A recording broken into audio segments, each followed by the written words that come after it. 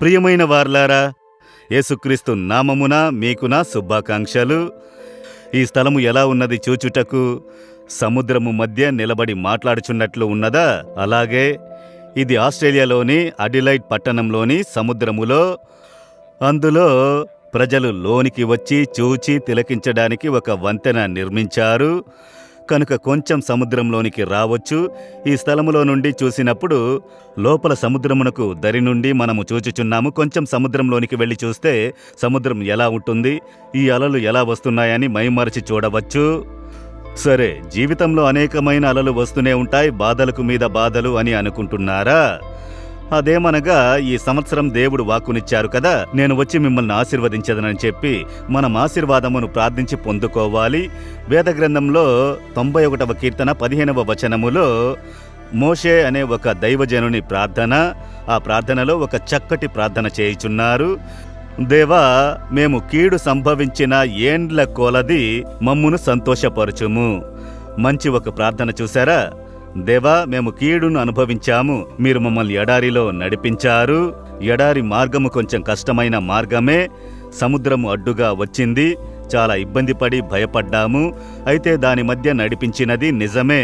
మారా చేదుని సంధించాము, అయితే ఏలిములోనికి నడిపించినది నిజమే. నీరు లేకుండా మేము నడిచాము, శత్రువులను మేము చూశాము, అనేక కీడులను అనుభవించి దాటి వచ్చాము. మేము కీడును అనుభవించిన సంవత్సరములకు సరిగ్గా మమ్మును ఆదరింపజేయుము. చక్కటి ఒక ప్రార్థన. మీరు దాటి వచ్చిన మార్గంలో శ్రమలను దాటి ఉంటారు. శ్రమలను దాటి రావడంలో ఒక సంతోషమున్నది. అప్పుడే దేవుడు దానికి తగిన ఫలమును, ఆశీర్వాదమును అనుగ్రహించినప్పుడు ఆనందించి ఆర్భాటించగలము. నేను నా సేవా మార్గమును చూసినప్పుడు ఎన్నో శ్రమలు, ప్రారంభ కాలమును నేననుకుని చూస్తున్నాను. శ్రమల మార్గమును దాటి వచ్చినాము. ఉపద్రవములో, ఇబ్బందిలో, కొరతలో, ఆకలితో, దప్పికలతో అలా దాటి వచ్చిన రోజులను నేను అనుకుని చూస్తున్నాను. దానికి తగిన ఫలమును ఈ దినము దేవుడు అనుగ్రహించియున్నారు. ప్రారంభ కాలములో చూసిన శ్రమలు, కష్టములు, ఇబ్బందులు, వాటికి తగిన ఫలము. ఒక కాలములో చేతిలో 5 పైసలు లేనందున, బస్సుకి కాసులు లేనందున సేవను ముగించి అనేక మైళ్ళు నేను నడిచాను. చేతిలో ఒక 10 పైసలు లేనందున ఒక టీ, కాఫీ కూడా తీసుకుని తాగలేక ఒట్టి కుళాయి నీళ్లను తాగి అనేక మైళ్ళు నడిచాను. ఆ మార్గములన్నిటిలో ప్రభు నడిపించారు. ఒకే ఒక ప్యాంటు, 2 సొక్కాయిలు ఉంటాయి. ఉదయమున వాటిని ఉతికి ఆరవేసి సాయంత్రం వాటిని వేసుకుని సేవకు వెళ్లిన దినములు ఉన్నవి. దేవుడు ఆ శ్రమల మార్గమున నడిపించారు. అయితే ఇప్పుడు అలా కాదు. ఇప్పుడు అలా ఉండవలసిన అవసరము లేదు కదా. ఆ కాలమును దాటి వచ్చినాము. మీ జీవితంలో కూడా మీరు శ్రమలను అనుభవించిన దినములు ఉన్నవి.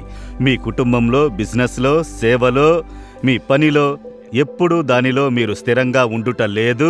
ఈ మోషే వలె మీరు ప్రార్థన చేయుడి. దేవా, మేము కీడును అనుభవించిన ఏండ్ల కొలది మమ్మను సంతోషపరచుము. మీరు ప్రార్థించారంటే అదే విధంగా ప్రభువు చేయుదురు. ఈ విధమైన ఆశీర్వాదమును మీరు ప్రార్థించి స్వతంత్రించుకోవాలి. ప్రార్థించెదరా? అలాగే దేవుని సమూహములో, దేవా, మేము కీడును అనుభవించిన సంవత్సరమునకు సరిగ్గా మమ్మును ఆనందింపజేయుము. కీడును అనుభవించిన సంవత్సరమునకు ప్రతిఫలముగా మమ్మును ఆనందింపజేయుము. ఈ దినమే ఆ ఆశీర్వాదమును, ఆనందమును చూడనిమ్ము. యేసుక్రీస్తు నామములో ఆమెన్, ఆమెన్.